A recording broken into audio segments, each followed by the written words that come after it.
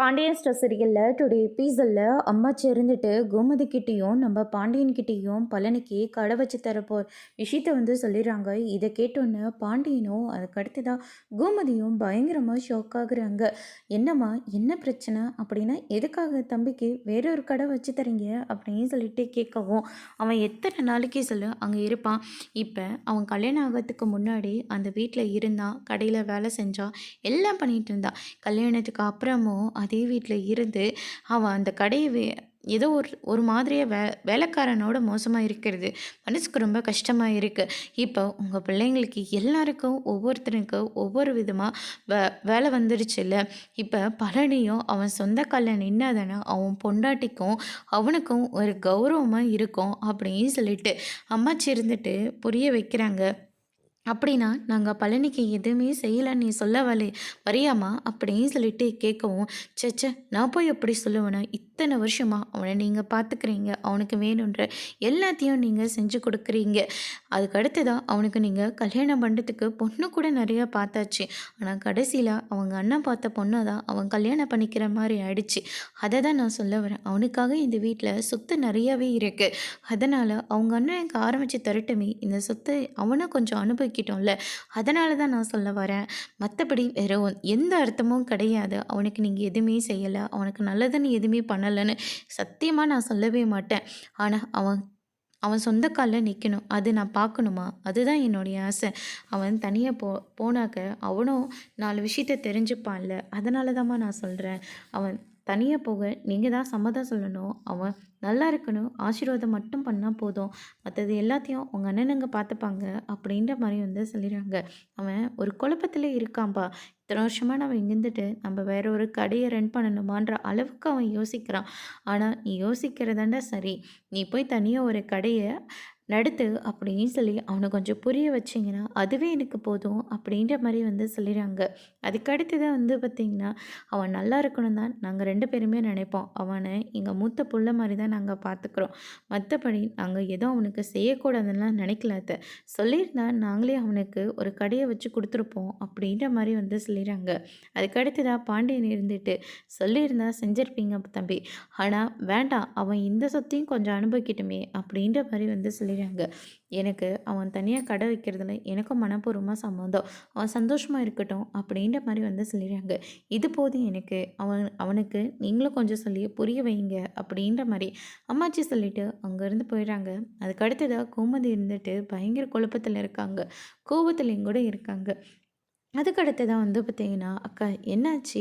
ஏன் அவசரமாக ஃபோன் போட்டு வர சொன்னேன்? ஏதாவது பிரச்சனையா?" அப்படின்னு சொல்லிட்டு கேட்கவும், "ஏன்டா பழனி, நான் உனக்கு எந்த நல்லதும் நடக்கக்கூடாதுன்னு நான் நினைக்கிறேனடா." "அக்கா என்னக்கா நீ இப்படியெல்லாம் பேசிகிட்டு இருக்க?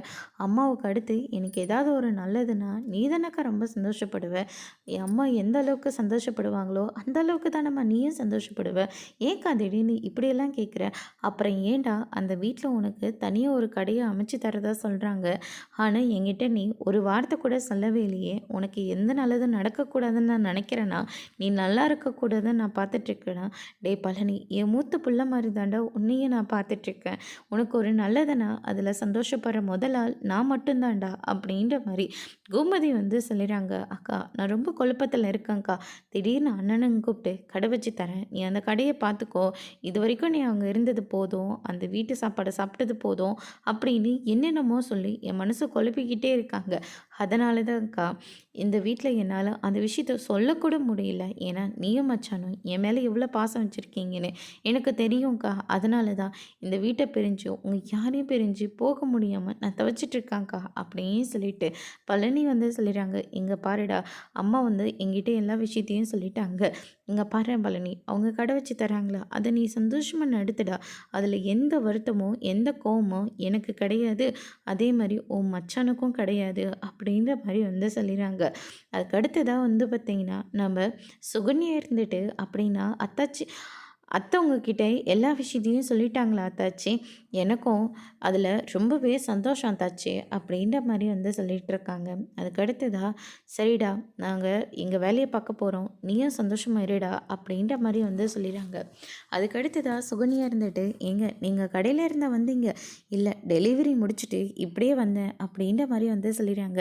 உடனடியாக கடைக்கு கிளம்பி போங்க, அங்கே அண்ணன் என்ன சொல்லுதுன்னு முதல்ல கேளுங்க, அண்ணங்கிட்டேயும் போய் விஷயத்த சொல்லுங்க அப்படின்ற மாதிரி சுகன்யா இருந்துட்டு பழனிக்கிட்ட வந்து சொல்லிடுறாங்க. பழனியும் என்ன பண்ணுறதுன்னு தெரியாமல் அங்கேருந்து கிளம்புறாரு. அதுக்கு அடுத்ததாக சுகன்யா இருந்துட்டு, அத்தாச்சி எந்த பொண்ணாவது தான் அக்கா வீட்டில் இருந்திருப்பாளா? ஆனால் நான் இருந்தேனே, என்னோட நல்ல மனசு உங்களுக்கு தெரியும் தானே? ஆமாம்மா, உன் நல்ல மனசு எனக்கு நல்லாவே தெரியும், உன்னால் நான் எந்த தப்பாகவும் எடுத்துக்கலாமா அப்படின்ற மாதிரி கோமதி வந்து சொல்லிடுறாங்க. எனக்கு அவர் கடை ஆரம்பிக்க போகிறது எவ்வளோ சந்தோஷமாக இருக்குது தெரியுமா? எத்தனை நாளைக்கு நாங்களும் இதே வீட்டில் இருக்கிறது, அதுக்காக ஒரேடியாலாம் இந்த வீட்டை விட்டு வெளியே போயிட மாட்டோம், இங்கேயும் அங்கேயும் மாறி மாறி தான் இருப்போம் அப்படின்ற மாதிரி சுகன்யா வந்து சொல்லிடுறாங்க. ஆனால் கோமதி ரொம்பவே வருத்தமாக இருக்காங்க. அதுக்கடுத்து தான் இந்த பக்கம் நம்ம மீனை இருந்துட்டு வீட்டுக்கு வந்துடுறாங்க. என்ன இதெல்லாம் அப்படின்னு சொல்லிட்டு கேட்கவும், ல லஞ்சு கொண்டு வந்திருக்கேன் அப்படின்ற மாதிரி வந்து சொல்லிடுறாங்க. ஆமாம், இன்னும் பொட்டலக்காட்டியெல்லாம் எடுத்துகிட்டு வரலையா மதியம் சாப்பாட்டுக்கு அப்படின்னு சொல்லிட்டு கேட்கவும், அத்தை கொடுக்குறத தான் சொன்னாங்க, நான் தான் வேண்டான்னு சொன்னேன், நீங்கள் வெளியில் சாப்பிட்டுக்கோங்க அப்படின்ற மாதிரி வந்து சொல்லிடுறாங்க. என்ன மீனா, எப்போ பாரு வெளியில் சாப்பிட்லாம் வெளியில் சாப்பிட்லான்னு சொல்லிக்கிட்டே இருக்க, அப்போ நீ எதுக்கு இந்த வீட்டில் இருக்க? நான் ஒன்றும் அந்த அர்த்தத்தில் சொல்லலை மீனா, தப்பாக மட்டும் புரிஞ்சுக்காத.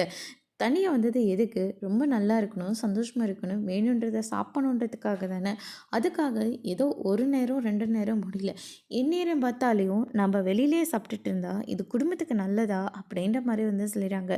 ஏங்க, லவ் பண்ணும்போது நான் ஏதாவது உங்களுக்கு வாய்க்கு ருசியாக தனியாக போகலாம், சந்தோஷமாக இருக்கலாம்னு உங்ககிட்ட நான் சொன்னேனா? இல்லையே.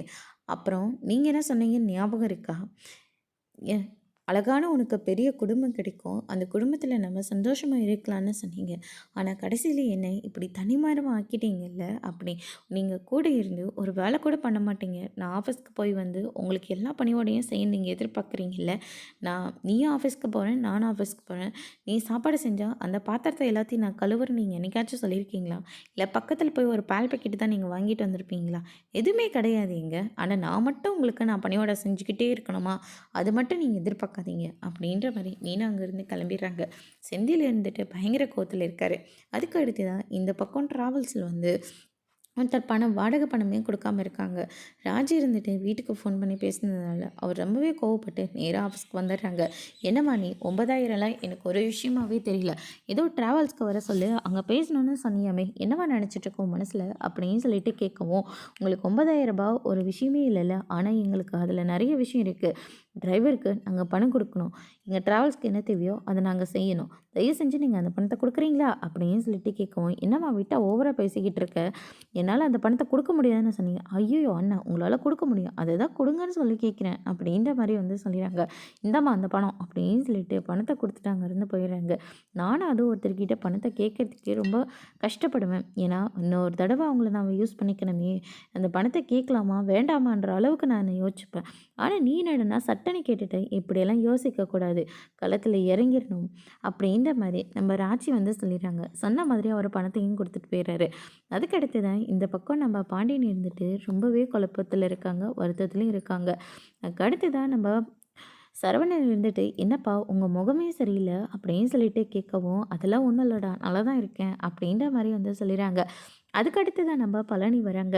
என்னடா கடை ஆரம்பிக்க போகிறது நாங்கள் என்ன வேண்டாம்னு நினைப்போம்னு நீ நினைக்கிறியா? இங்கே பாருடா, அப்படி மட்டும் நாங்கள் நினைக்க மாட்டோம், நீ எங்கே இருந்தாலும் சந்தோஷமாக இருக்கணும்னு தான் நினைக்கிறோம். ஏன்னா எங்கள் வீட்டோட மூத்த பிள்ளை மாதிரி தான் நான் உன்னை பார்த்துட்ருக்கேன். உனக்கே கடை தனியாக ஆரம்பிக்கணும்னு நீ சொல்லியிருந்தா கண்டிப்பாக நான் அமைச்சு கொடுத்துருப்பேன்.